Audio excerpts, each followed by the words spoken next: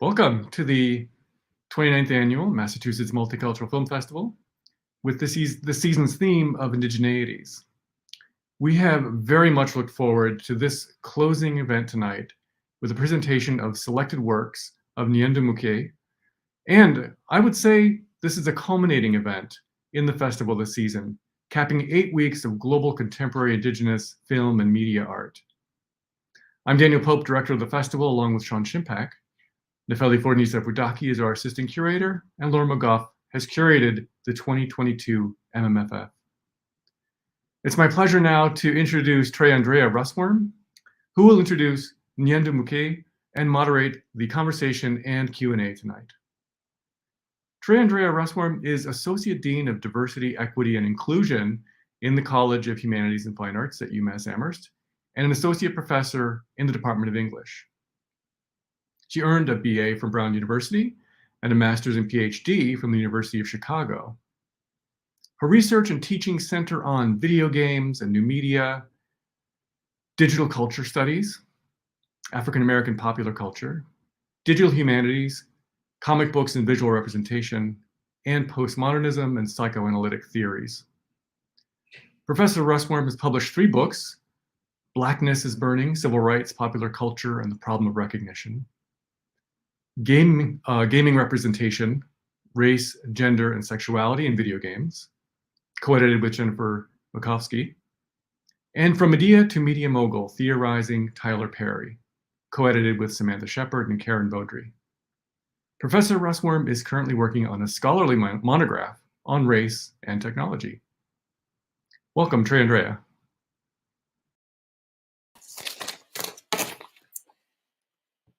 Thank you. We're in for a treat today.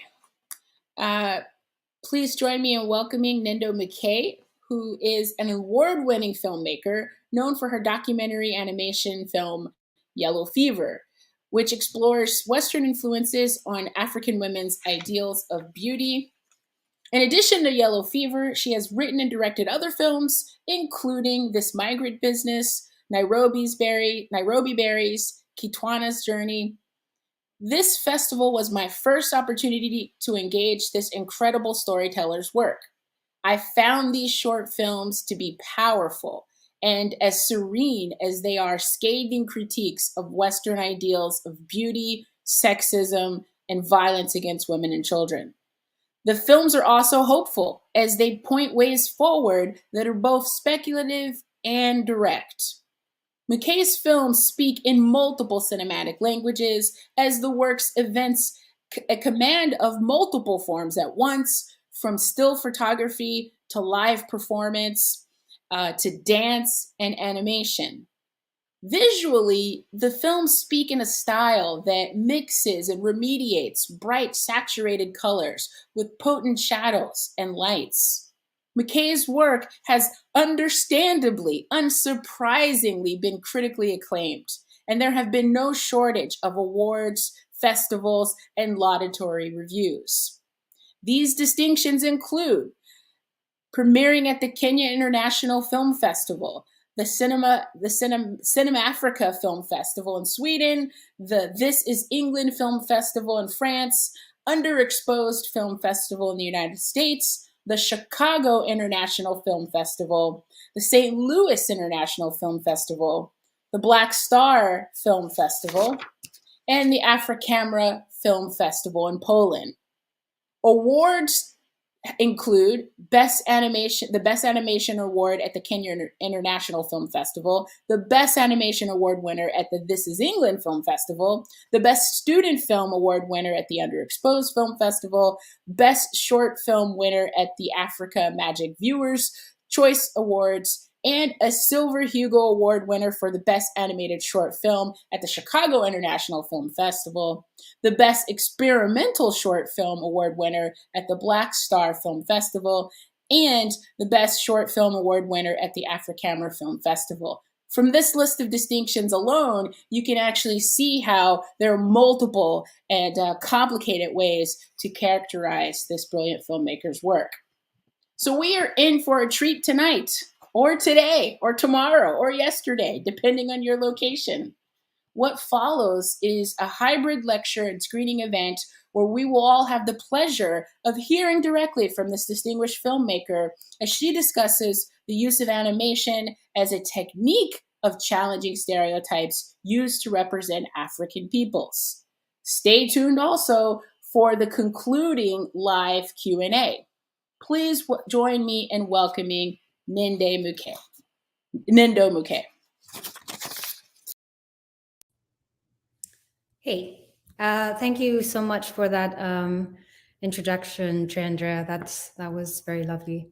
We're going to be watching my lecture, which is going to be discussing my process in my filmmaking, the sort of themes that I have in my filmmaking, the way that I use different types of media and how I choose that. Also the sort of activism aspect of my filmmaking, which I have sort of built over the years. It sort of began almost as a small experiment in a school in Sweden, and then it's become a really present part of my work. I use it as a tool of building bridges between people in the global South, especially people in the Afro diaspora. Yes, I'm mostly known as a documentary filmmaker, but a documentary animator, but I am going more and more into fiction filmmaking, and I've been really enjoying that process as well, which we can speak about afterwards. And I think, TreaAndrea, I just have to say that your introduction really touched me. It's been a really difficult week recently, and I just feel that it's important for me to acknowledge the loss that my university, SMFA, the art school, the School of the Museum of Fine Arts is experiencing right now. And I want to dedicate this lecture to Danielle Abrams. I remember when I was having my interview last year, Danielle really engaged with my work, and she's the first person who really connected indigeneities with my process. And I hadn't really thought about my work in that way, even though it's completely makes sense. So I just want to dedicate this lecture to their memory, and for always being such a encouraging force to our school. So I didn't know Danielle well, but their presence was phenomenal. That's it. Thank you.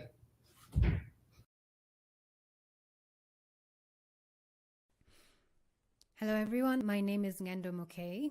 I am a Kenyan filmmaker, mostly working in documentary animation. I am also a printmaker, a photographer, and a writer. I'm going to walk through my thought process while working and some theories on how I feel we can use animation to better present reality and people who are called indigenous. Before we get started, I want to go over a couple of terms that I'll be using. The first is indexical and indexicality. An index is a list of items, an alphabetical record of all the contents and their location, usually within a library or a book. It tells you everything contained in that library or book.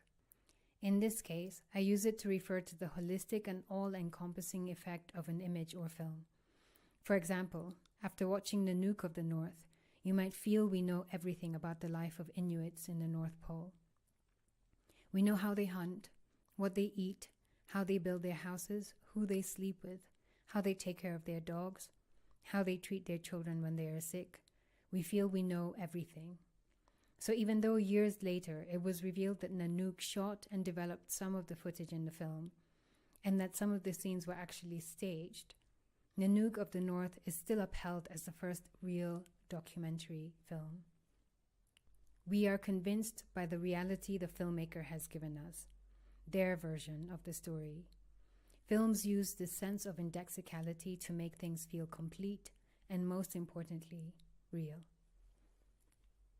In addition, I'll be referring to taxidermy, which is the process of taking a living creature, killing it, removing its insides, stuffing it, and then posing it, always in a new context. So it goes from the top picture to the bottom one, preserved forever in a pose.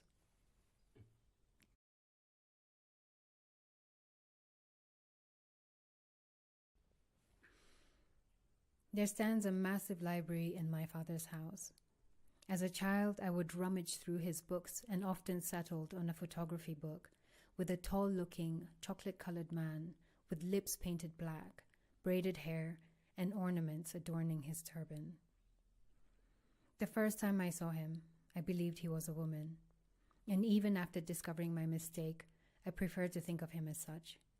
She, my man-woman, looked into the distance, mysterious and melancholic. I dragged the last Africans across the floor to look at photos of the strange, beautiful people with whom I shared a name, a category. Within these pages, I learned what it meant to be an African, and that despite there being millions of us, we were on the verge of extinction. Realizing that a decade had already passed since the book's publication, I quietly mourned the passing of my people who I had never met, and regretted having been born after the era of our beauty and what was termed as our savage nobility. Why, I asked myself, was I born into an Africa with running water and education? Did my parents really have to raise me in a brick house with a fridge and my favorite cereal, Rice Krispies? I wanted an epic sunset to walk across with a spear in my hand. I wanted to be a real African. So this was my first experience with the concept of the indigenous and their or our portrayal in film and photography. Fast forward to the summer of 2011.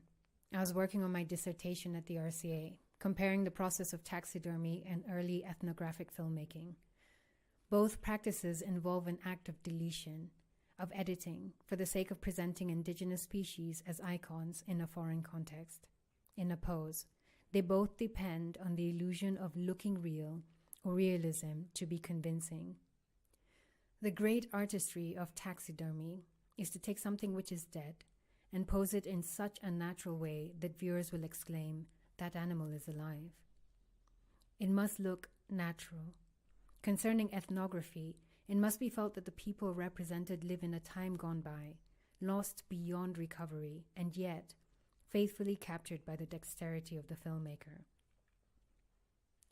The irony is that to make a convincing, natural, visual representation of indigenous people, they must be presented as always already dead or disappearing, or that they and their way of life should disappear. Which is why over 20 years since I first held the last Africans in my hands, I came across Before They Pass Away at the MoMA in New York. And 10 years after this, in Nairobi, I was informed that our sunset has begun. The issue with the indexical image concerning the indigenous person is that it has been used to present absolute truths. These are truths outside which we as a people are not allowed to exist. It presents a singular story, a singular pose, a pose that often benefits the people who are setting it. Indeed, a people who are disappearing should have no more need for their land, so why not set up a colony? A people who are curious savages could do with salvation, so why not convert them? And if through indexical imagery and science you can prove the superiority of a race, then why not continue slavery, or carry out biological experiments, or indeed turn a woman into a taxidermy, as George Cuvier did to Sarah Bartman, who was also known as the Hottentot Venus. While researching, I was playing both the role of the researcher and the subject of the research. This forced me to confront an internalized friction within myself, the conflict between seeing, being seen, and seeing what other people see in you. I began to consider modern media in Nairobi and realized how biased it was to Western ideals of beauty, and how in response women attempt to conform to these ideals. This was the start of my film, Yellow Fever.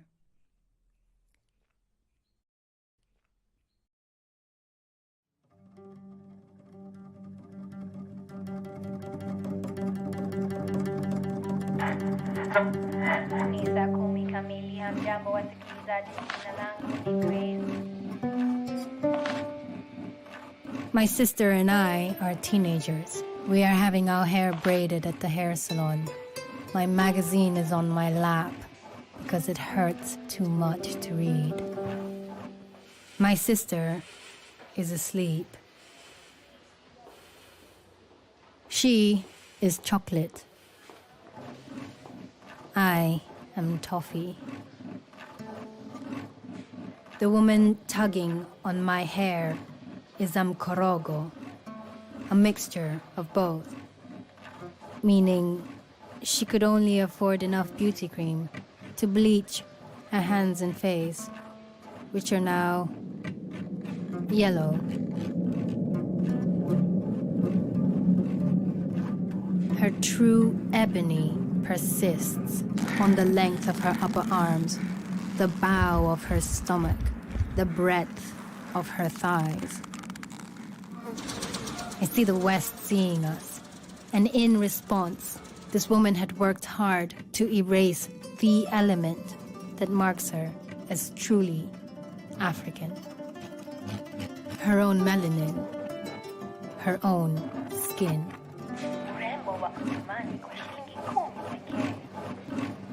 I watched her in the mirror. She stared back at me. Pitying her, I closed my eyes and took the pain as she tugged harder on the long, straight nylon hair made in China and braided onto my head.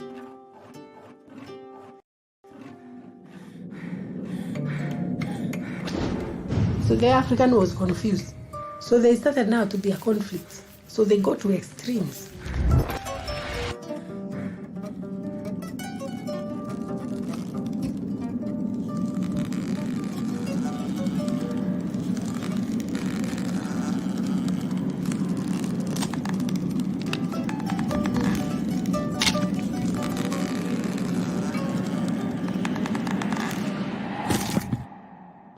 In a white complexion was beauty.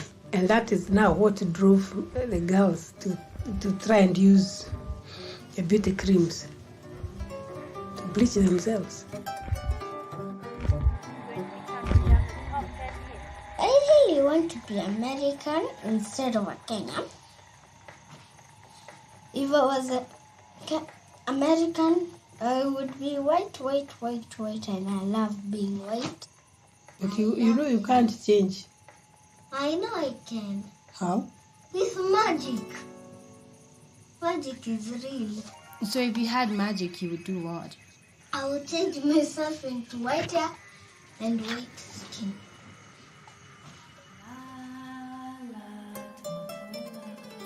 I've seen people put those creams on little babies. This is a cream. I spread it carefully onto my skin and pray for it to take effect. Day and night, and night and day, and night and days, day and night. I just want to day and night, night and days. I just want to be. I just want to be. Night and days. I just want to be day and night. This is a cream. This is a cream. There's the you imagine yourself to be, the one you hate, the one you despise. Your reflection is almost a monster to you. You feel let down by it, taunted, even attacked. It becomes real, as if another person.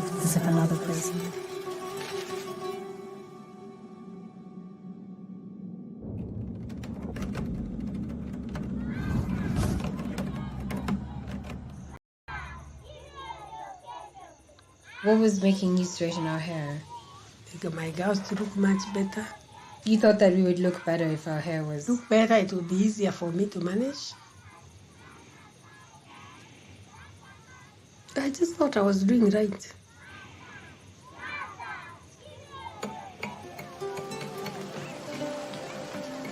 This fever we then pass on to our children.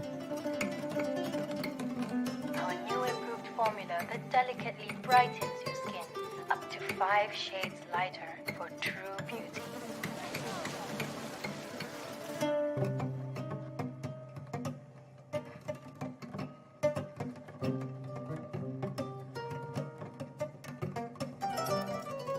with the coarse weave of my mother's carpet beneath our feet. I asked my niece this question. Now, Abby, tell me, yeah? Yes. If you're here saying that you want to be white, Yes. how does that make you feel about the way you look when you're looking in the mirror? It makes me feel a little bit uncomfortable. The fault lines within, we overwrite with borders. Hierarchies of beauty cut into our skin, never admitting that we are all just a little bit uncomfortable.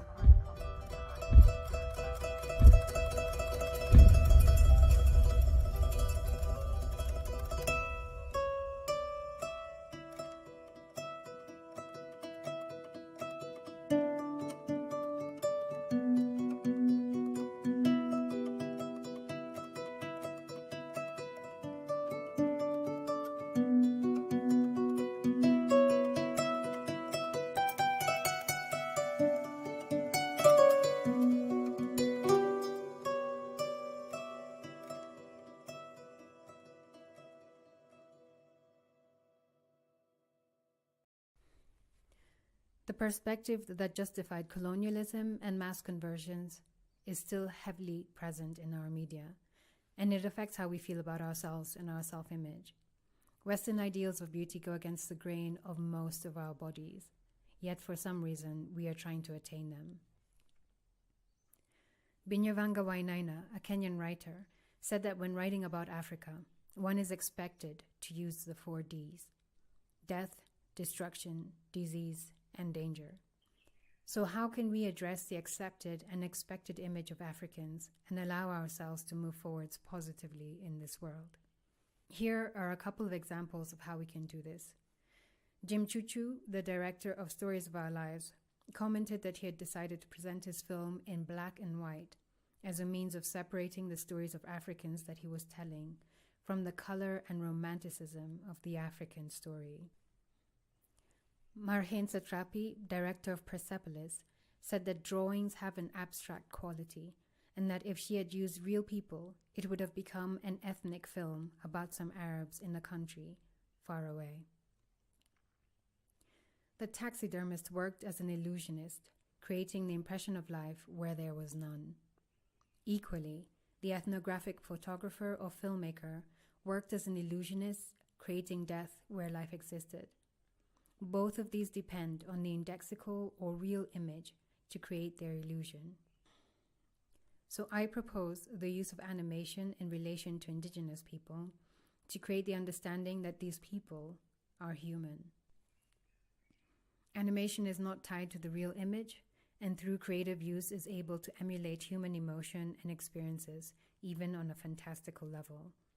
The content is kept universal and can be related to by anyone.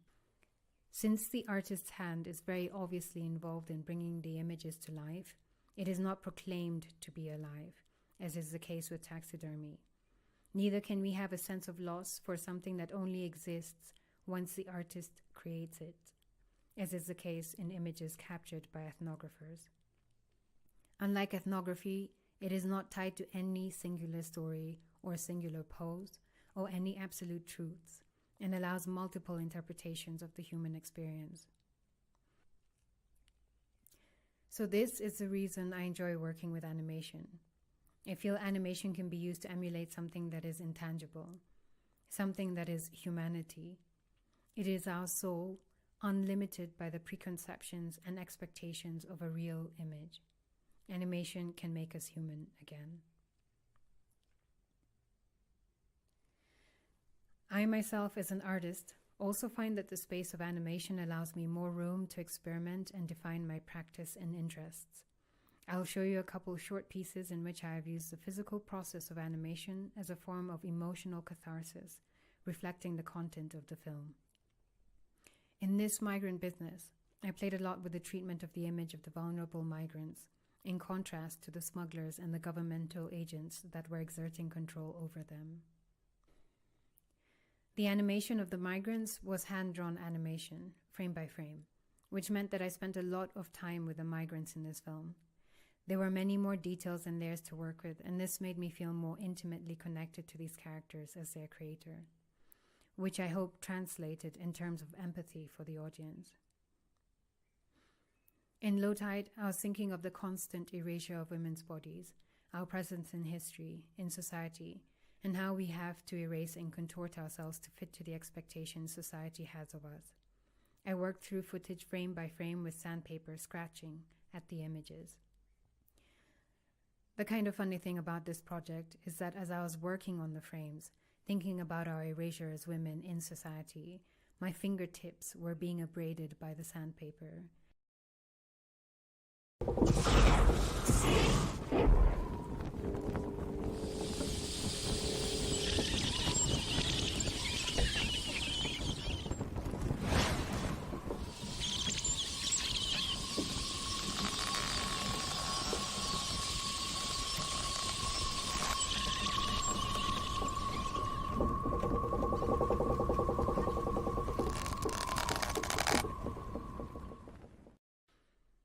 Sometimes the beginning of a film starts in a completely different medium.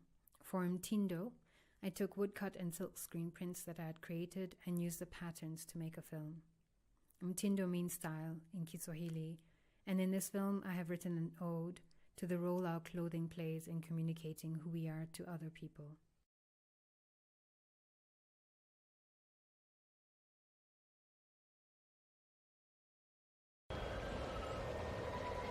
Mtindo is coming.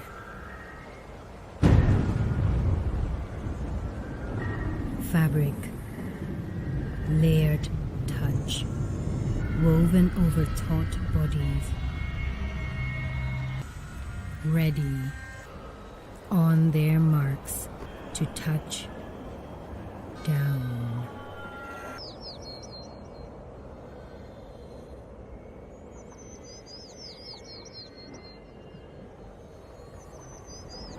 To touch thread, woven with fibers of history, only whispered in its ruffled surface.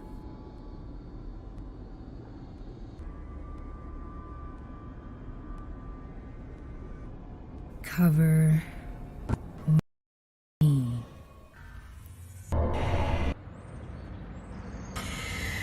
Breathe for my pores, sweating into you.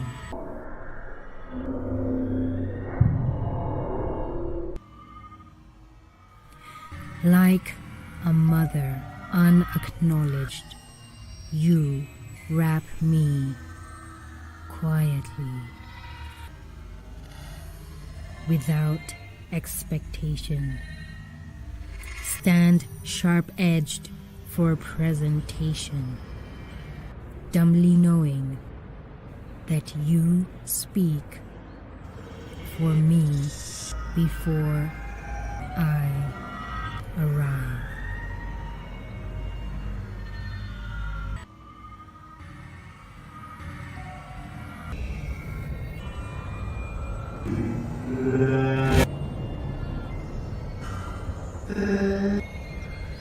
Unravel your secret spaces, Mtindo.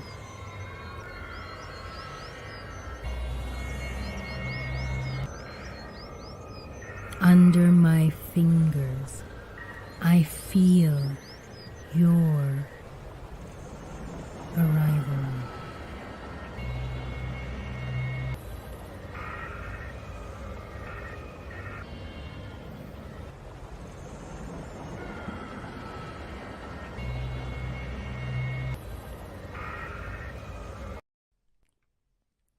While working in photography, I deal mostly with issues of identity and relationships, either with our self-image or between people. Travelogues is a series of photos reconsidering the concept of exploration and imperial conquest. This is Mosio Tunya Falls. For explorers and missionaries, my continent, Africa, played the role of a woman with her body laid bare for exploration. So this was my attempt to take back the body and the land through my own excursions, combining close-up photography of the female body with panoramic photos I've taken of landscapes while traveling. This is Mount Longonot. So basically, I am traveling the continent and documenting the places I visit and redefining this concept of conquest. This is Cape Town. In addition, here's a photography series commissioned for a group exhibition in Nairobi titled Arts to End Slavery. I was looking at the failure of the infrastructure in our city, Nairobi, and the normalized labor that people have to do daily to survive within this system. People are fetching water and carrying it home, fetching wood for fuel every day. I wanted to represent how the labor compresses and distorts the body that performs it daily. The Conductor is a commissioned piece that I created for Plan International celebration of the Day of the Girl. Here, we were asked to create a scenario in which young girls in specific parts of the world could see themselves as present, active participants in the development of their communities. This was not only as a means of engaging their communities with education of girls, but to create a mirror through which all girls worldwide can understand their own agency. The series of films were made by women directors, further reinforcing for girls and young women that they could be active participants, changing the future of their people.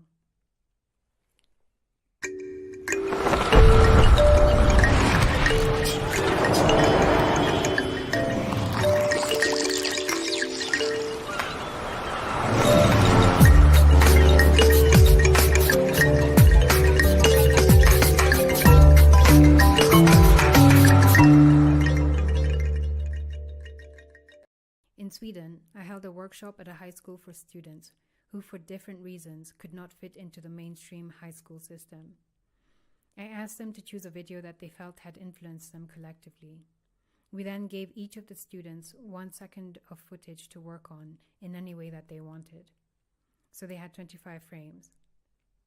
They chose Runaway by Kanye West.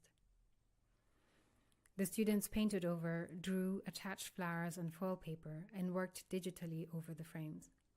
By doing so, they reclaimed a piece of culture which previously they had only been able to interact with as consumers. Suddenly, this Kanye West video belonged to them. They had created it together, frame by frame, and this collective experience solidified the relationship between the students. They had made their own version of this icon of pop culture. The soundtrack that they chose for the film was selected by a young woman from Syria who had come to Sweden as a refugee.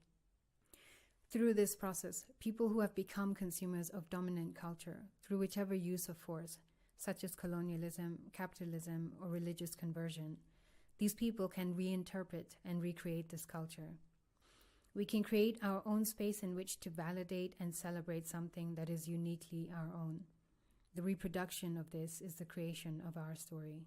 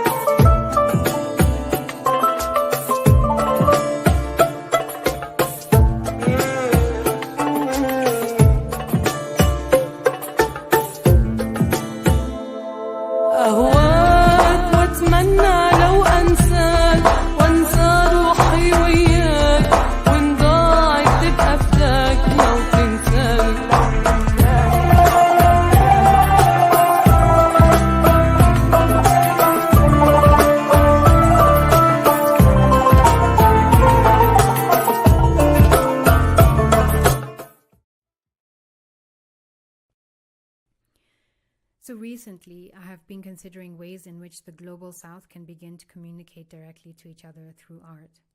We see each other often through a European prism, which means we absorb the same stereotypes and prejudices that this European gaze carries. In September 2018, I held a workshop with young artists in Nairobi, in Kenya, where I'm from. And we focused on the story of the Brazilian activist Marielle Franco. We discussed her activism and assassination and compared this to the political situation of our own country. The young artists were surprised to know that people were experiencing such a similar socio-economic and political situation in an entirely different part of the world. They felt a great affinity to Marielle and her cause. So we printed over 700 frames from video clips of Marielle and the protests that followed after her assassination, and we drew and painted over them one by one. The students created poetry and rap, composing a song about Marielle Franco. The drawings in the films were exhibited in Rio de Janeiro at Museu de Maré, which is in Marielle's old neighborhood. These are photos from the opening.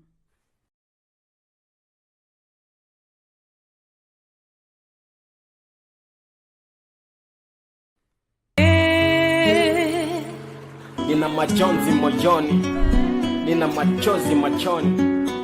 Wow. History ni sad yani, but same time ni tamu yani.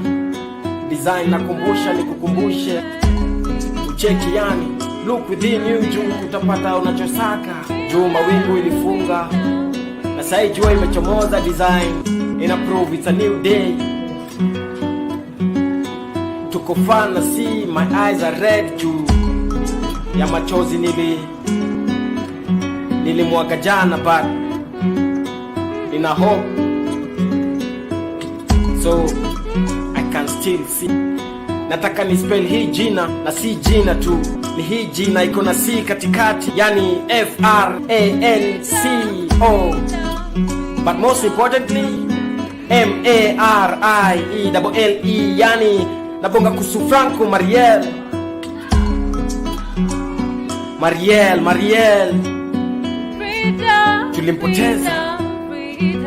Tulimpoteza Marielle akipigania haki za kina mama, mawalala hoi, wanyonge na walionyongwa na serikali.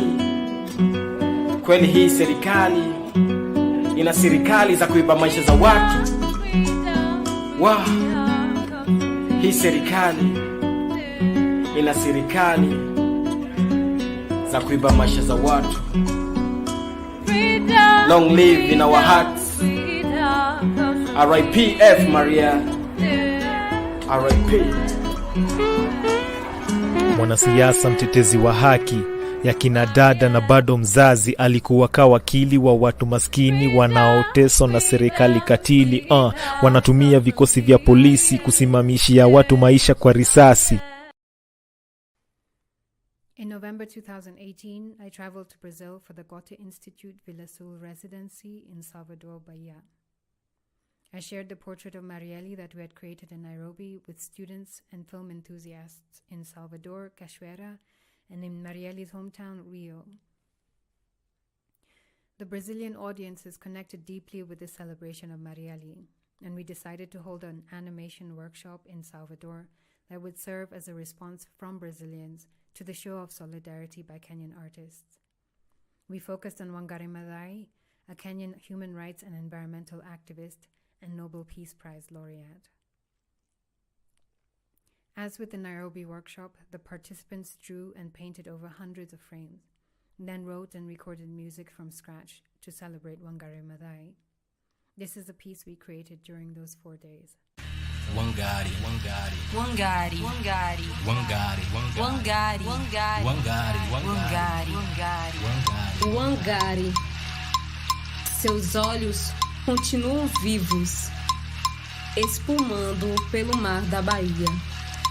O barco das memórias atravessou o oceano e fez da sua história a nossa história. Aprendemos a lidar com a terra, seguramos suas mãos negras, plantamos árvores e tudo tornou-se verde.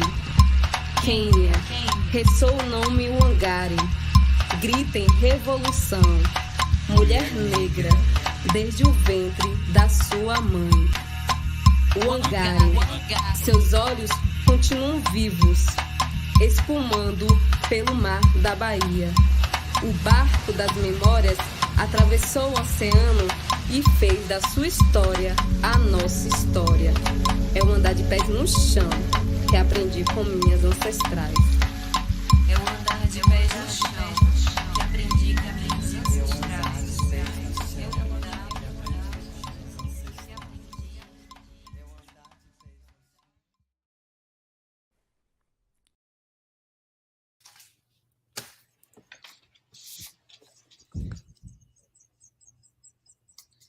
Okay, so again, incredible. It's. I don't think that in my duties here as moderator, I'm going to even come close to doing justice to your work and to the richness and complications of your work. But I kind of wanted to start by playing a game, since that's mostly what I work on these days, are games and new media. So I wonder if you're willing to play a game where I give you a word and it's kind of an association game. So you say the first thing that comes to mind. It can be a sentence or it can be another word, or you can pass too. That's all fair. Okay, so are you up for it? Yeah, let's do it. Let's see what happens. Okay, I'm going to give you words. There's about 10 words, so we're just going to go through these. Okay. All right. Texture. Hair. Color. Skin. Layer. Clothing. Abstraction. Square. Indigeneity. Me. You, me. Everyone. Right on. Girlhood. I saw something. It was like skipping. Yeah. Skipping. Okay. Speculative. I think hope. Technology. Purchased. Beauty. Just always. Utopia. I think beauty. Wonderful. Okay. Now I want to kind of jump to, I don't want to mispronounce the name of this film. Kesho ni Siku. Kesho ni Siku. Okay, wonderful. I wondered if you could tell us about the inspiration for chronicling this fabric and design company. I have a personal reaction to it, but I would love to hear your inspiration and kind of experiences, making this film too, and which I'm imagining is maybe also personal. It's very personal. The Jerry in the film is my mom. I find sometimes, when I'm working in animation, especially when I'm doing documentary animation with my family, it's as if you have questions which you kind of don't have the right to answer unless you have a purpose, and like wanting to know is not enough. Mm-hmm. But when you have a film, suddenly people answer questions, suddenly people are like, calling each other, recalling histories. Generations of people become involved in it, and it's simply because you have a little Zoom recorder, and you've told them you're making a film. And majority of people have no idea what goes into making a film, but once, I don't know, it gives you like some sort of legitimacy beyond like you're just disturbing, or like you're taking the dirt from under the carpet and like bringing it back out. So I wanted to make Kesho ni Siku because it was looking, for this grant with Vimeo, we were looking at local businesses, Black-owned businesses around the world. There are 10 filmmakers who won the grant. And they're asking us to just see how they've survived the pandemic and like their history in creating this business.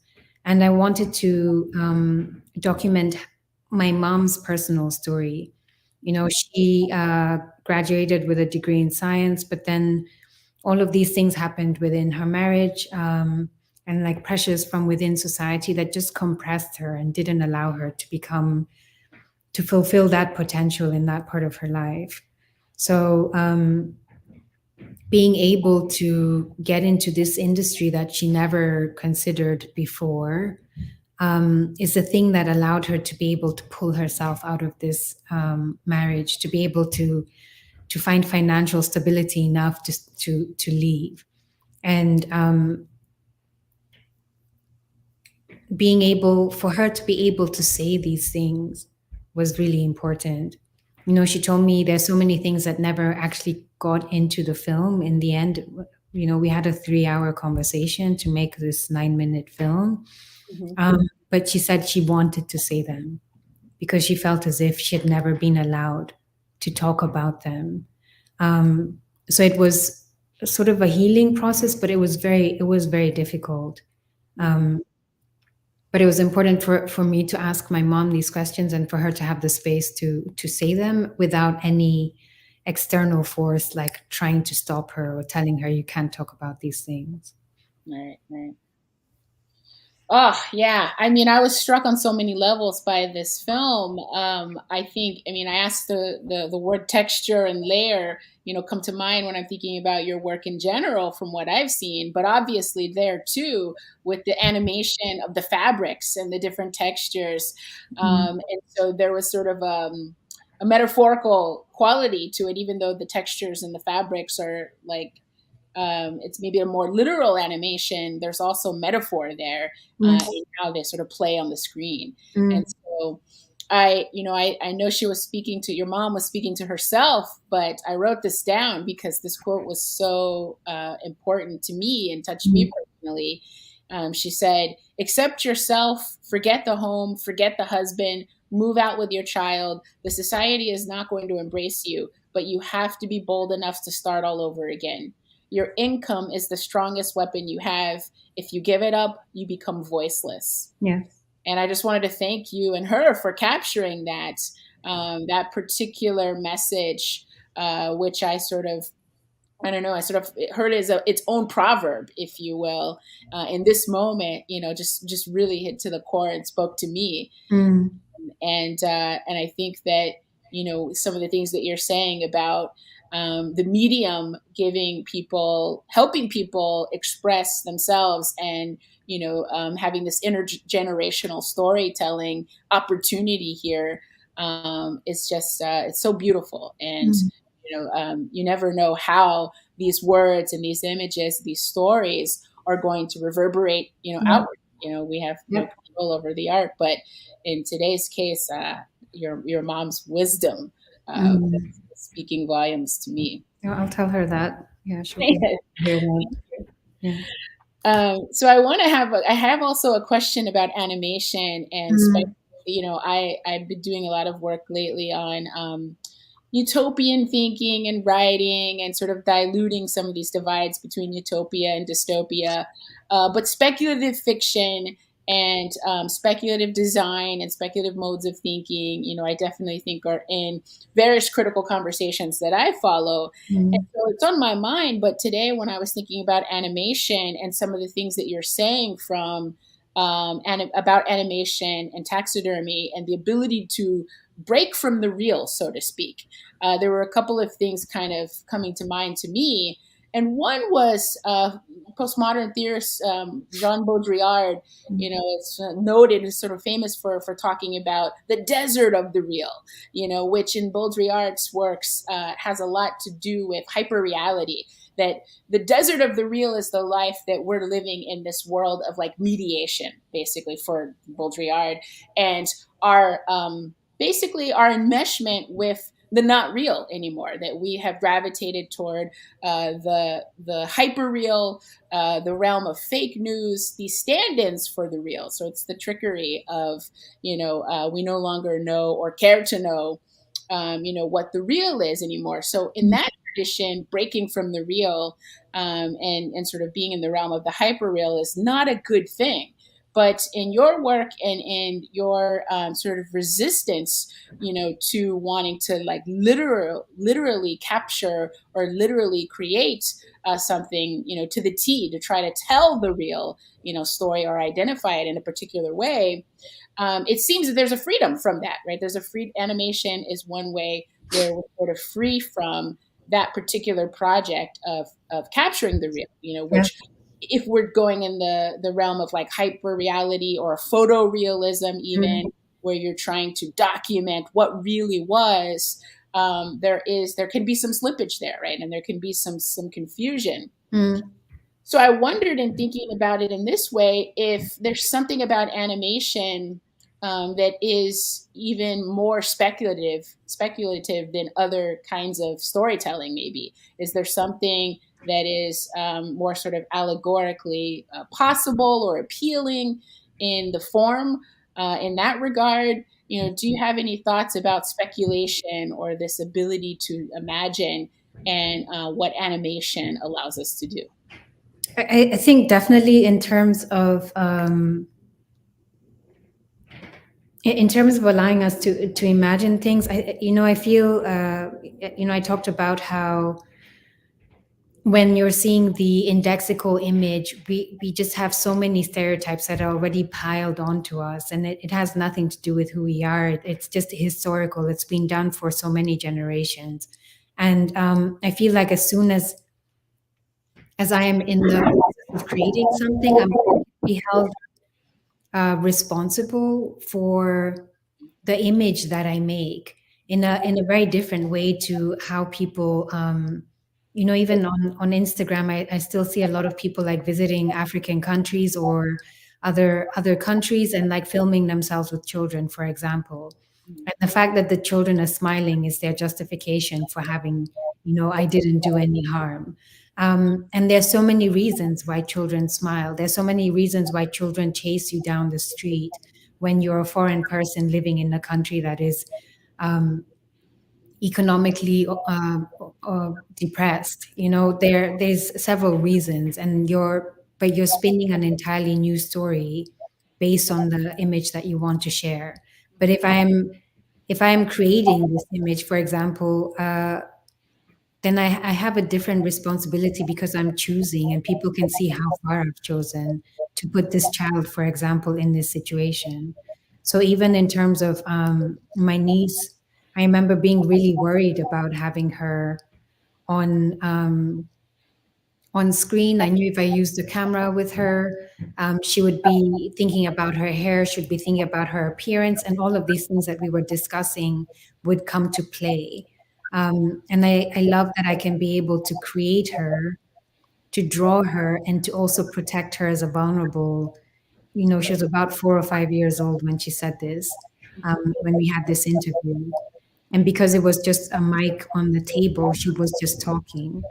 But I feel like using animation also means that I can give her a sort of distance or an avenue to be able to look back on what she said when she's older, and to not feel tied or guilty for the things that she said as a 5-year-old, which I think is really, really fantastic. So I think it also, in terms of that hope, it's that allowance for the person who is involved, like the subject, to also breathe beyond the image that is captured, if that makes sense. Yeah. Absolutely. Yeah. Some distance from that being sort of fixed in time in a way. Yeah. Okay, so I've got to be a good moderator here and ask other people's questions, even though I have more questions of my own. I want to jump to, there's a lot of questions about your animation style and animation in general. So let's kind of stay with that for a moment, and I'll ask the question it says, the animation style in your films is incredible. Who and or what are your influences that have shaped this aspect of your filmmaking style? I think my influences come from different places. It's not necessarily animation. I really love Wangeshi Mutu as a painter, and she also has this sort of like collage approach to her painting in some of her work. I love Ben Okri as a writer, and it's just sort of. Sorry, I'm hearing like a scratching on the mic. I hope it's not me. Let's see. Is it gone? Yeah. Okay. So it's like a really strange weaving that Ben Okri does in these dreamscapes, and the way that he sort of shifts between waking and dreaming moments. I love his writing. Just is like a swimming, like you're in a current that is just, you know, taking you forwards and back, and then suddenly you're miles away from where you began. And I think it's more the feeling of these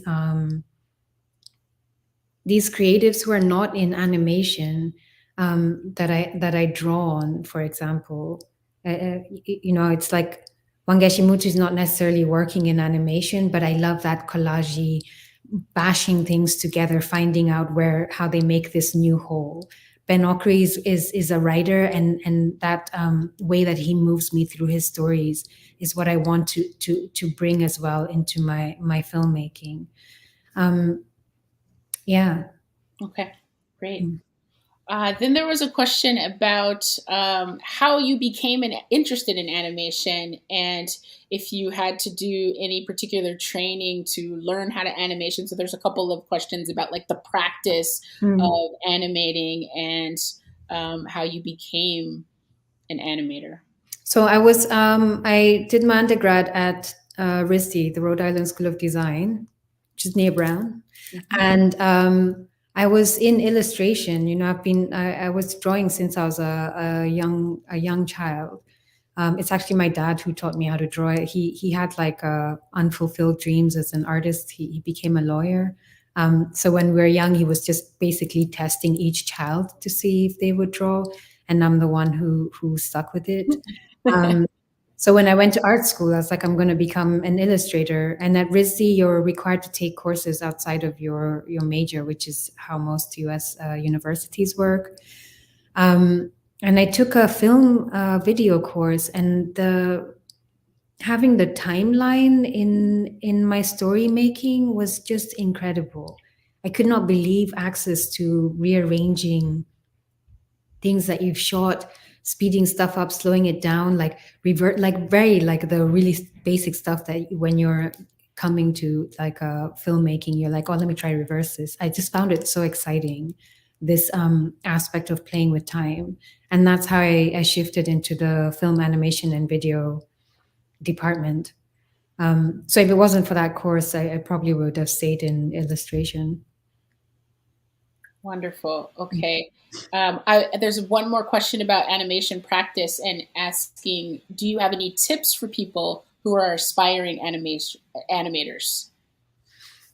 I think there's so many places that you can learn about animation now. You know, I feel for myself, I really need structure to learn animation. This is like in my entire life, I'm very like requiring structure for me to fulfill something. But I think if you can break out of that sort of mode of learning, then you can access so many different avenues for learning about different ways of animation, different tools you can use, programs you can use. There's a lot of like free programs online. You can use Blender. Procreate is there. So I just think if you have the interest, literally you can start at YouTube. And then there are also loads of very amazing educators on YouTube. So, and they have their own platforms where they share more information. All right, thank you. There are a few questions about indigeneity and indexicality. So I'm going to read this question for you. It's a little bit of a compound question. I am an indigenous archaeologist, and your comparison between taxidermy and ethnography resonated with me in my work. How might your work translate into other disciplines like history, archaeology, and journalism? Do you think your work can prompt change within these disciplines? I think, you know, the idea of, for example, it's usually a white male, you know, cis, and usually a lead person going to a developing country to go and like explore people and to capture their image and to capture their story and to then tell it. I think if we could break away from the idea of who is the person who can document and who has, you know, this idea of not having bias or being I don't know what this self-perspective people were having, but it's like they were the only people who could capture this image. They were the only having people some neutrality or something. Yeah, and there is no neutrality. You can see journalism ongoing. There's so much conflict that's happening around the world, and you can see how journalism is treating that, which means that there isn't any neutrality, which means that the people who don't look a particular way, who don't have this empathy that's been afforded to them by the journalists who are controlling the media, they don't get the same attention. So being able to say, your voice as an Indigenous person counts actually more than someone who comes in and tries to like understand your culture. And it's really understanding your culture in opposition to their own. Being working in anthropology is a way for whiteness to also understand itself and to define itself in contrast to everyone else. And this meant that we were pushed, we were othered even further to bring this pillar of whiteness as high as possible. This affects journalism, this affects history, this affects how people document things, it affects how we're seen in the future.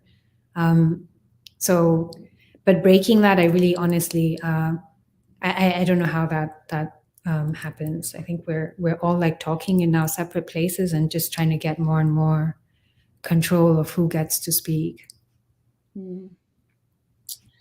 There's a question about Kituana's journey, and the question is it based on a true story? What made you want to tell this narrative? And again, childhood and animation kind of are paired there as well. So maybe that will also come to mind in your answer or reflection on that particular story. So this animation was a commission by Heart Kenya, which is an organization that works with people, especially women and young children who've been trafficked. And the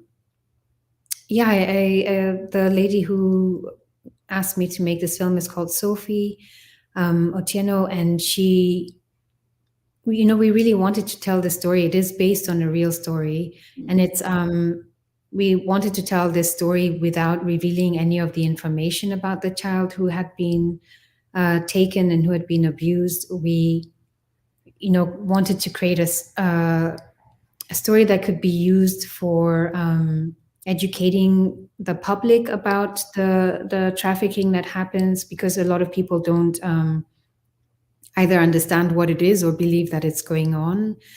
And also within the story, Kituana comes from like a sort of middle class family. And this was important to underline because we think that these things only happen to particular groups of people. And because we believe that, we then ignore the situation. So the story was real.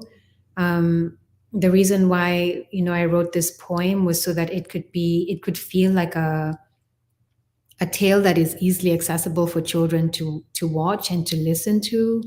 I wanted to draw them into the story, but at the same time, I didn't want to traumatize them. So anytime there is violence on screen, for example, Kitwana is standing in front of the moon and it's silhouetted. So you can't, it's not the same as like seeing it directly. Right. When we talk about the sexual abuse, I made this shadow crawl across the screen. So we wanted to make it accessible and for the information to be there, but also to try to reduce the amount of trauma it could cause to children, especially people who had already experienced such situations. Yeah. Powerful. There was a question about, is there a VR component to Kitwana's journey? No, the film that has VR is Nairobi Berries. Okay, Nairobi's Berries. That's a 360 film. All right, so let's see. There was a question about yellow fever. What was your intention to project the image on the dancer's skin? What was the inspiration for that? So I really feel that there's a quote that I can't remember the particular way it goes, but it's like, if you want to understand a country, you understand the way it treats its women. And I do talk about Africa played the role of a woman, and everyone was just entering to conquer. So my intention with projecting the landscapes onto the body is to just show how those two things are so interconnected. This is happening, the sort of colonization of our country goes in tandem with the colonization of our bodies, and especially the colonization of women's bodies. So this was the intention with having that interaction of the two images. Yeah. Thank you. Let's see. Oh wait, there's one other thing. So there's this like the stop motion that I was doing with the body is literally like inhaling a bit, taking a photo, inhaling a bit, taking a photo, inhaling a bit, taking a photo, and then doing it back the other way, which is how you get this really staccato movement with this part, like the neck or the chest. This was also related to connecting with the land and like connecting with upheaval, or feeling as if like an eruption was going to happen, if it's an earthquake or volcanic. So it's reflecting on that societally, that connecting those things together. Yeah. I'm going to weave some of my final thoughts into this question, since it's related to what you're talking about, because this very topic of the landscape and the body, I read a quote from you, so I'm going to quote you, where you said you were trying to create a sense of becoming uncomfortable in one's own skin, and had been reading Frantz Fanon's work at the time. And you say, I don't know, it was the body as a breathing landscape, the eruption of emotion, it just fit. So that fits in with what you're saying here about the eruptive nature and the movement. And what I was thinking is that, because I think Fanon's work is so helpful and potent, but I don't think it's been applied in quite this way. So this was really exciting to kind of hear you reflect on that way. And I wonder if it also helps us think about the body's relationship to the earth and the planet as breathing. And you definitely did that kind of mapping onto the body. And I thought, if so, that also helps us extend this notion of skin to a planetary context too. So skin, self, body, gender, all of these things, and thinking of them connected, skin and surface, and this idea of breathing and motion, and thinking about like what Fanon offers us for thinking about our relationship to the earth and to the planet, and especially in terms of movement and this tension between like movement as freedom and then movement as a way of containing kind of the traumas inflicted on the body and on the environment, and how that's all connected. Yeah.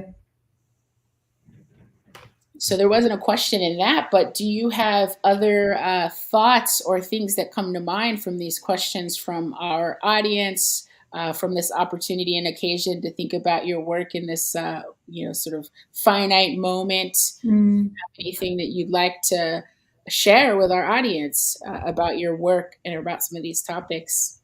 I think, what is really exciting for me at the moment is that I'm working on this film called Enkai, and it's part of this anthology that is with Disney Plus and Triggerfish Animation Studios, and it's like the first time that I get to work with a production a studio and have like people backing my vision in this way, and I just really want to celebrate like local indigenous cultures from Kenya in this film, and I'm just so excited. Like, it's going to be like another year before it comes out, but I'm just so excited at the process of elevating things that are so grounded in our soil, things that are so grounded in our culture, and to have them at this sort of platform with so many people pushing it forward is very beautiful. So this is happening more and more with different cultures being represented, and it really makes such a huge difference to be able to see yourself on screen and to see yourself as like an active participant in your own life, not as like someone's a supporting role to someone else's. And I think this sort of the way that it builds our self-esteem as Indigenous people around the world to be able to see these images, helps us to project how we see ourselves in the future. So wonderful. Yeah. Well, did you say Disney? Yes, I did. So I'm curious, this, I guess, as a final question or thought, and thinking about your work as an activist, or sort of the activist implications of your work, and what you're just saying about representation and Indigenous representation and kind of reaching these broader audiences. I wonder if this particular project that you're working on now has any challenges inherent in working in a more I don't know if it's corporate, if that's the word that comes to mind, but in working on that scale with those kind of recognizable brands. Like, do you find that that you're able to still stay faithful to your own kind of mission and aesthetic and goals as an artist, even as you go forward and reach potentially these much bigger audiences that are going to be able to engage this rich body of work and your unique style? I think I feel when I'm saying like people are pushing the work ahead, it's really a celebration of our individual voices. There's 10 directors in this anthology from all over the continent, from Africa, and there was a competition for the directors to be selected. We were pitching different ideas, and it's really pushing our voices. Like, that is the purpose of the anthologies, to bring these new voices into the space. Mm-hmm. So I feel like my vision is just, it's like soaring. It's not limited by Ng'endo hasn't studied how to use this particular tool in After Effects, and now my character is walking very weirdly. It's not limited by that, for example. Yeah. It's compounding in this moment. Yeah. Wonderful. Thank you.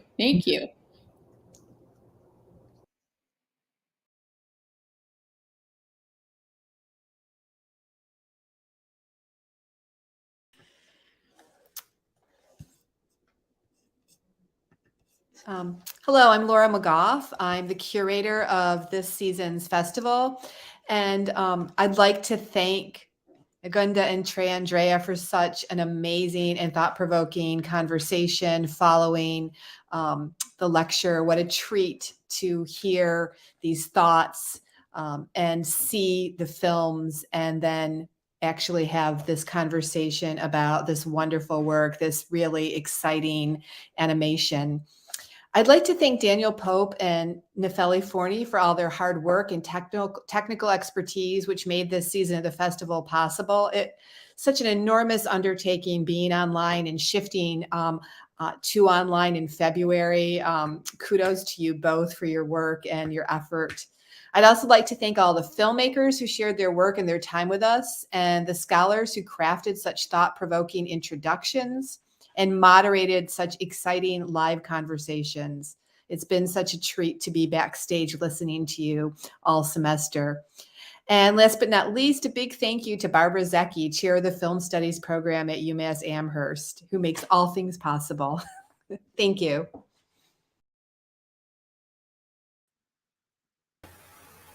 And thank you, Laura McGough, our guest curator for this season's MMFF. And thanks to Nefeli Forney-Serbudaki, our assistant curator. And I'll ask her to say a few things as well. Yes, thank you so much, Ng'endo and TreaAndrea. This was absolutely wonderful. I want to thank Barbara Zecki, Director of Film Studies program at UMass Amherst. And I want to thank also Ian Sedelo, who was our film studies program manager, who was absolutely amazing, and our festival interns, Kaya Lebowitz, Lucy Sansouver, Yang Yi Chen, Ryan Curtis, Shenyu Yu, and Samuel Cove. And Daniel, back to you.